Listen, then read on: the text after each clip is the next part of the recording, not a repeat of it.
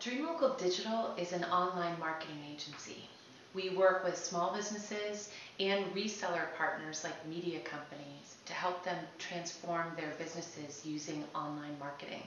We do services like social media marketing, search engine marketing, websites and blogs and content creation, as well as display advertising online. So anything that someone needs to promote themselves online or in mobile, we can help them.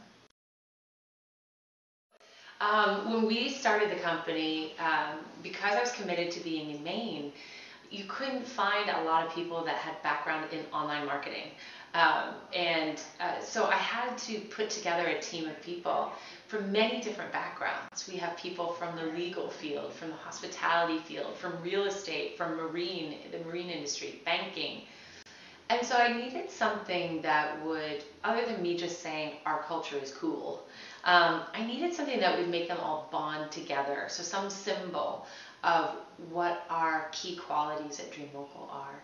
And I kept coming back to the honey badger video that's on YouTube, the crazy, nasty honey badger, mostly because that honey badger exhibits fortitude and determination and perseverance. He's just going to do whatever it takes to get the job done. And you know, he gets bit by a cobra and lays down for a minute, gets right back up and eats the cobra. Like, the honey badger will do whatever it takes. And that, to me, and it's a little silly. It allows us, you know, the opportunity to laugh at ourselves, but it's serious. And so that was our symbol to bond the team.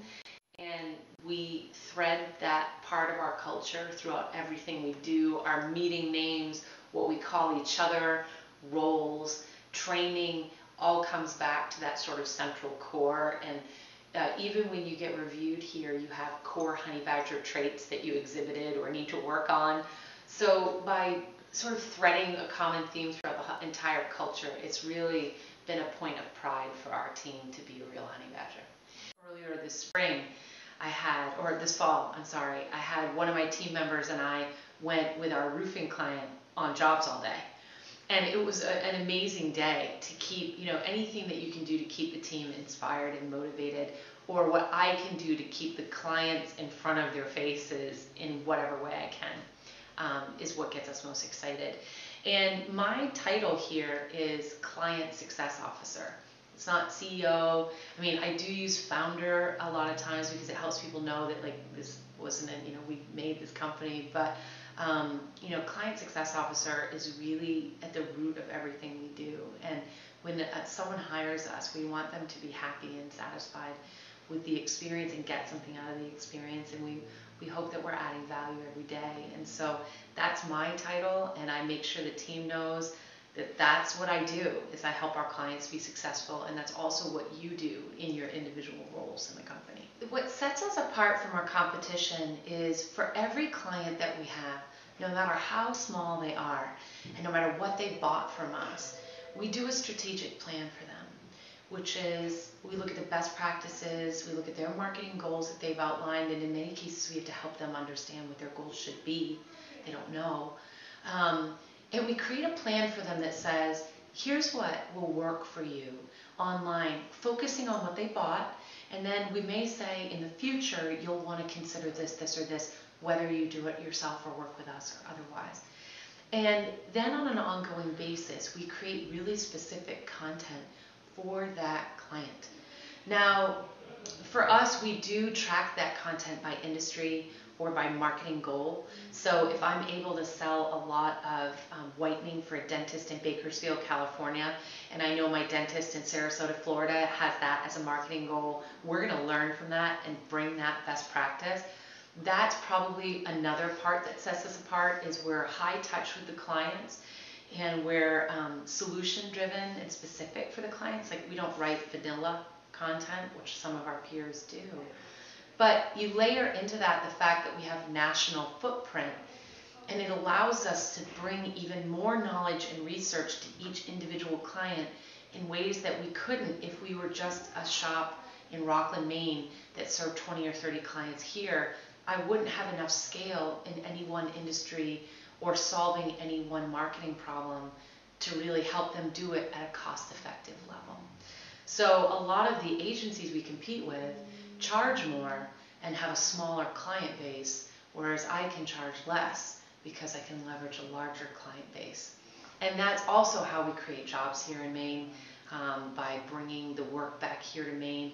But it makes it even more important that we innovate internally, that we recognize dentist in Bakersfield had a winner here. Now we need to replicate that winner in the dentist in Sarasota and Steamboat Springs, Colorado, and Lawrence, Kansas, and everywhere else that we're serving businesses. So it's about bringing that scale. And the last piece is it means that my team has to really jump.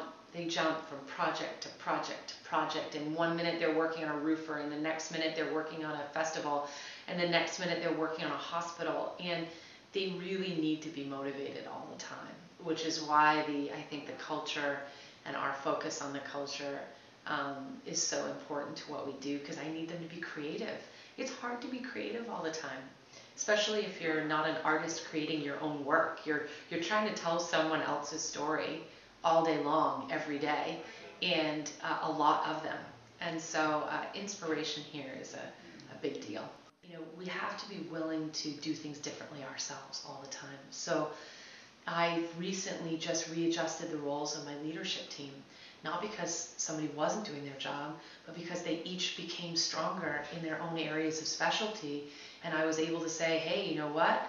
Now you are the voice in the company on this, and you are the voice in the company on this. And that at first, you know, seems a little weird because they're so used to making decisions in a collaborative way. But we had a team matrix to some of these projects because I needed all of their skills and abilities. Now I don't. Now it's like, great, you run this, you run this. And even the team is like, wait, so that person can make the decision? Yes, go. Or they'll come in my office and try to discuss something. I'm like, you own it, go, go. Do you need my help? No? Okay, go. And so we're constantly adjusting that way, which is, it keeps it very real here all the time. Yeah. It's a hectic, crazy atmosphere, but 99% of us thrive on that. And if you're in the 1%, it's usually temporary, and we try to drag you out. That's great. Yeah. And I bet you do. Yeah. On an ongoing basis. Like even last night, I had 2 team members that are working on something and they were frustrated, and they went out and had a drink. It was after 5, and I'm still here in the office, and I got a text that said, "We are here, hurry, come now." Like, I stop what I'm doing, I throw my stuff in my bag and I run, and we brainstormed how to get something done for them, and it took about 20 minutes, and then they're like, great, and they both left, and I'm at this restaurant, like, well, I guess I'll have dinner. I don't know. But wherever they need it at any time is how we try to get it done.